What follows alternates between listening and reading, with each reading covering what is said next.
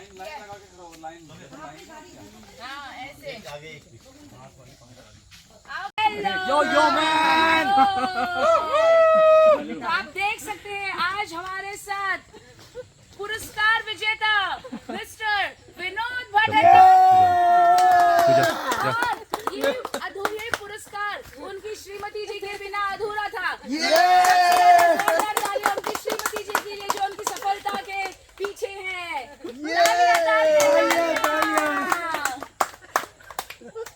और ये एक और तालियां हीरो के लिए जो वीडियो बना रहा है।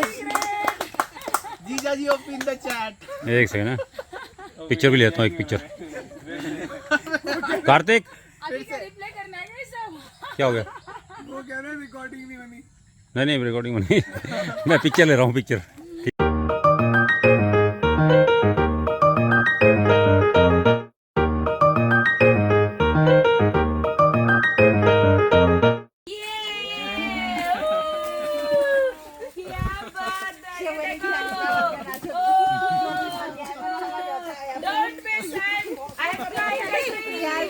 बल्ले बल्ले ओ बल्ले बल्ले।